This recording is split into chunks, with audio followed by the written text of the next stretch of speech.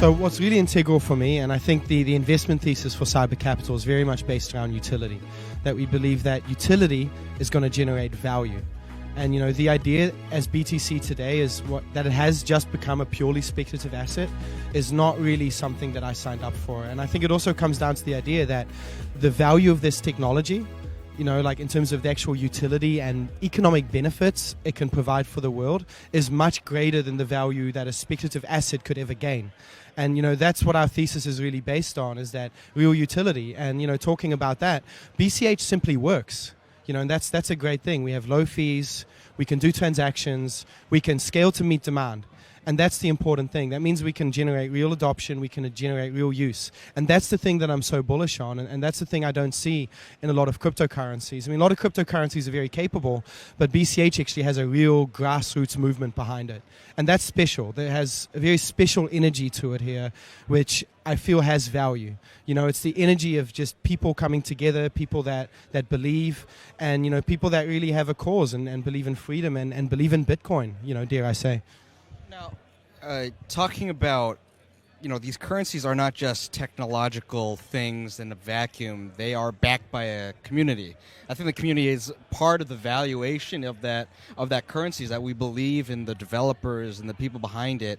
Describe the Bitcoin Cash community and how that differentiates itself from Litecoin, Ethereum, and whatnot. Right. So in terms of the Bitcoin community, I think what I like about the Bitcoin community is that, it, like I said before, it's very utility focused. We actually want to do things. We actually want people to use it. And I think Townsville is a great example of that. Because in Townsville, like we have boots on the ground here, and we have a lot of presence and a lot of real adoption. I don't see many other cryptocurrencies pushing their cryptocurrency in that way, to really spend the time and to spend the effort to convince merchants to adopt it, to gain such a big presence. That's something to be very bullish on and something to be hopeful about. And I think something that a lot of old school Bitcoiners have always wanted to see. And we saw that in the early days of BTC. We've had like BTC cities before as well, but these BTC cities like Arnhem, for instance, I'm from the Netherlands, and that really it lost a lot of traction when they decided to stay with BTC and the fees went up. It just does not make sense in that context. And I know Lightning is presented as a type of panacea for BTC, but at the same time I'm very critical of Lightning. Fees are still high on Lightning. The usability is rather atrocious, and it's not there. And I'm not convinced that it will be, because of some fundamental problems like the liquidity problem, the routing problem. These are hard computer science problems and economic problems that I'm not per se convinced will be solved.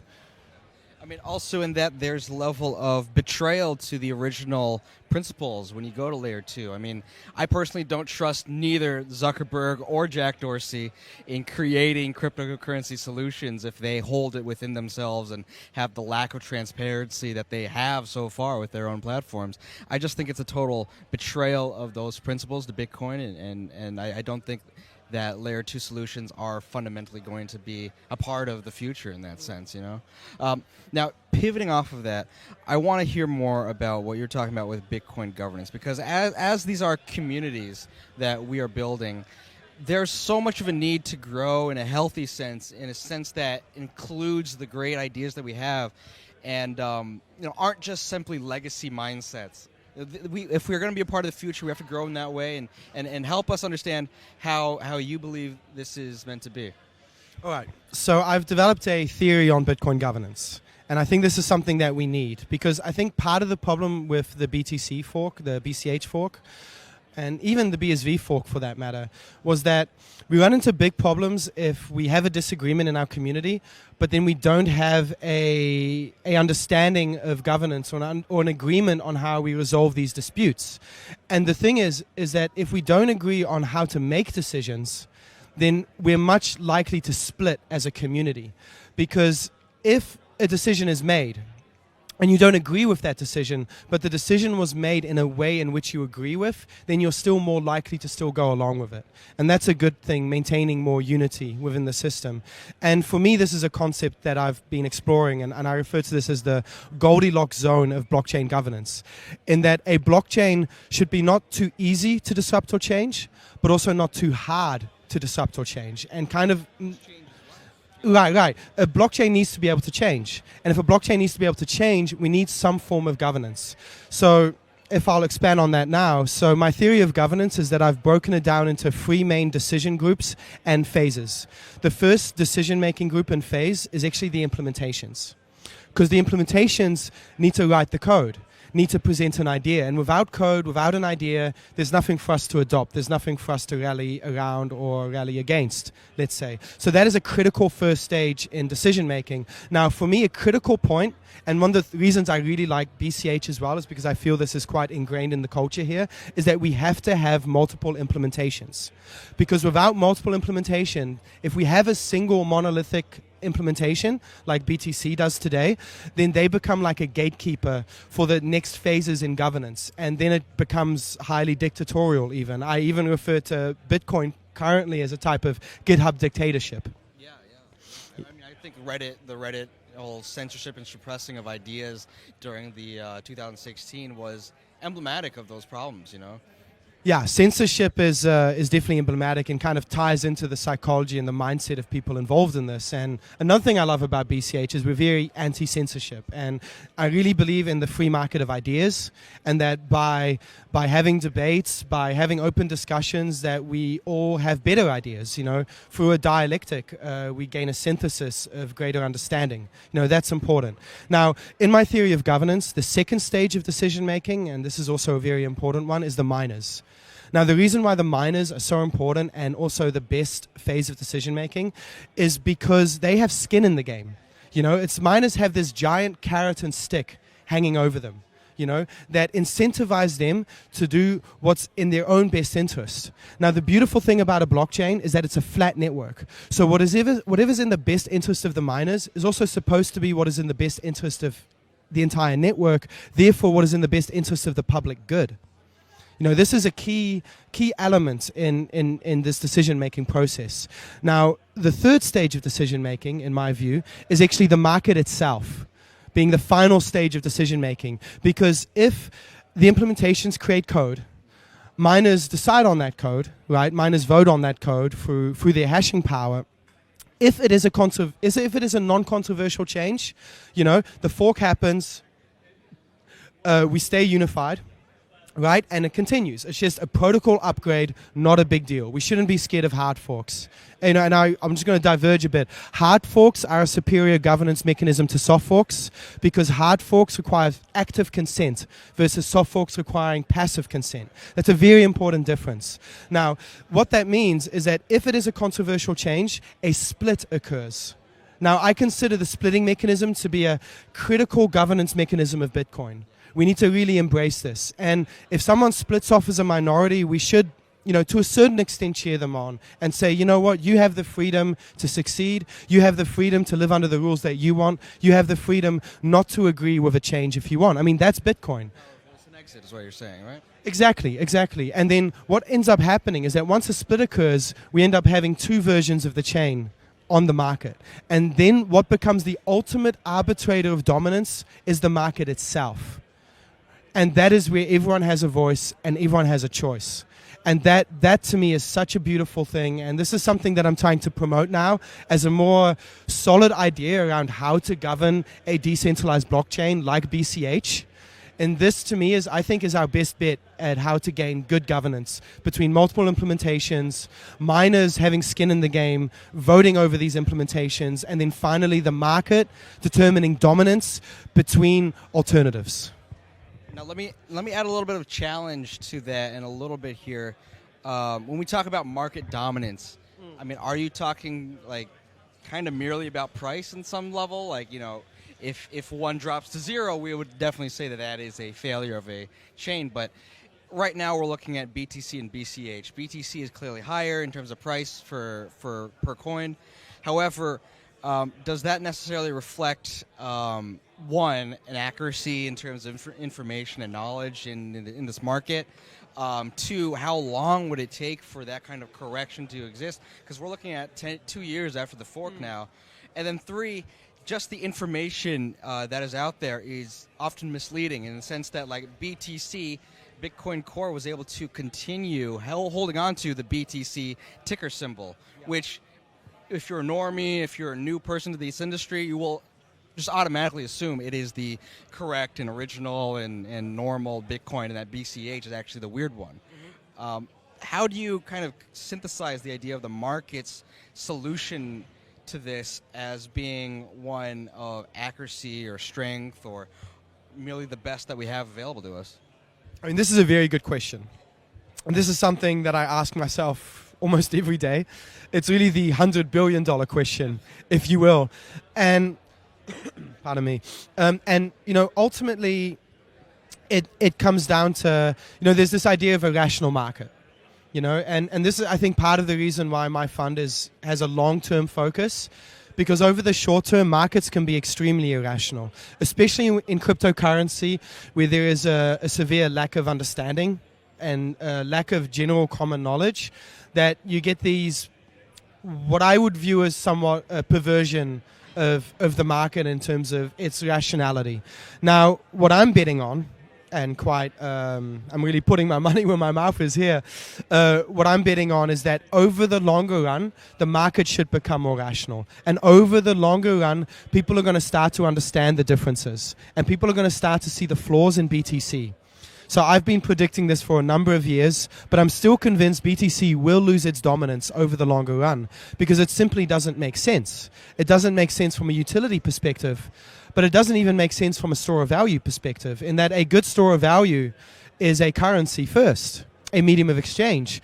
And it also doesn't make sense in the long run, in that part of the argument for BTC is that it's a good store of value because it's so secure. Now, that's really where I start to question things, because BTC, in less than 6 years now, I think we're going to have 2 halvenings. That's a 75% reduction in inflation.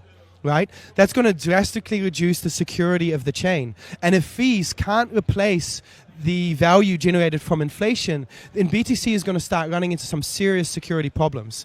Now, last time I calculated this at current scale, without the block reward, BTC requires about $60 per transaction.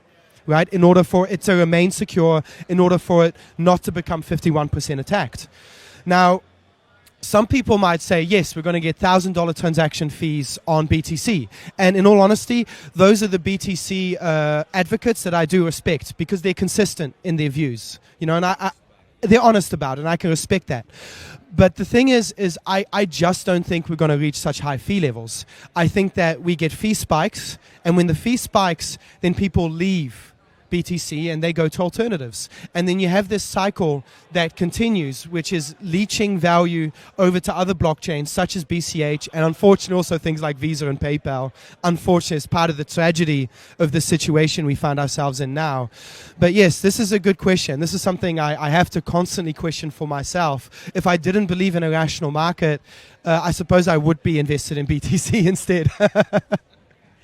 I think what you mentioned there is really important, the idea of when these corrections happen. And I do agree that it's during these fee spikes when suddenly what was promised to you absolutely is not there. The promise is broken. And we definitely saw that quarter 4 2017. We definitely saw that. We're beginning to see that again, I think, as popularity has come back to the market. How long do you think it's going to be till the next crisis in this, and we're going to have to see a true flippening between the two? That's a great question. Well, I don't have a crystal ball. I'll say that, and I'll also premise this. You're not going to be legally held for this. And I'm also going to premise this. This is not investment advice. Well, I've been calling for the flippening since I think 2016 now, or somewhere along those lines. And yeah, my hope is that it happens sooner than later. I think absolute latest would be, and this is worst case scenario, where the network actually has to become insecure. So now we're looking at about a 6-year timeline for that. But I'm actually more optimistic than that. I think that we're most likely moving into another bull run now. It's the classic boom and bust cycle of cryptocurrency. This is the 7th bubble that we're likely moving in now. So this is something I think we just need to accept as being the volatility of the space, obviously. My prediction here is I would expect fee spikes to bring more attention to the underlying problems. And So I do expect a fee spikes to come along, and I do expect to be surges in popularity in cryptocurrency. And I think because there's still many people saying out there promoting the idea that, hey, the fees are low. So it's not a problem. But I feel this is very disingenuous, because if you talk to the genuine BTC supporters, they will tell you that the fundamental design of BTC today is one of a high fee, low volume network. And this is a fundamentally different approach to achieve the fees required for security than what BCH is now approaching, which is a high volume, low fee network. And I consider the high volume, low fee network a far more viable approach, because it has so much more utility attached to it, so much more usefulness attached to it. And if you look at the value of gold, something like gold today, it dwarfs in comparison with the value of cash or currency, or all of the different things that we can actually build on top of a blockchain. And that's exciting, and that's where the real value is. The real value is in utility. The real value is in what is useful. The real value is in real economic benefits. Now that's something I'm bullish about. I'm not here saying this is a casino.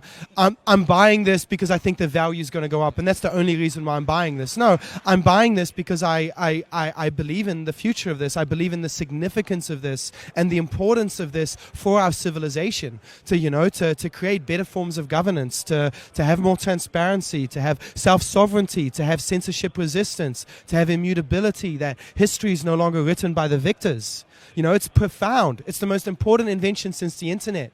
And in many ways, investing in BTC is not believing in cryptocurrency, not believing in the potential of this technology. And I'll stand here and I'll say with much confidence that I do believe in the potential of this technology. And that's the exciting future that I'm looking forward towards, and the exciting future that I think most of the people here are building with passion. And that's something that I think people need to start to see and recognize as well about BCH, is you have passionate people here, you have smart people here that are doing real development as well, real breakthroughs in terms of the technology, and building something that is useful. And that's beautiful, and that's the vision of Satoshi. And I have to say here that this idea of the vision of Satoshi, I think, is it's not like we should create BCH because Satoshi told us to do it in this way. We should create it because we agree with that vision. We agree with that idea. Not dogmatic. Exactly. Not dogmatic, but rational, and thinking for ourselves, and making these trade-offs in our own minds, thinking independently and reasoning these things in a rational way. And I think if we start to apply more rationality as a whole, as a community, we'll also start to see a more rational market. And I hope that people can start to have more intellectual honesty about this. And that we can really come together and build a better world, with less toxicity and more clarity, and a brighter future for everyone. I don't think I'm going to be able to end it better than that. Justin, thank you so much, man.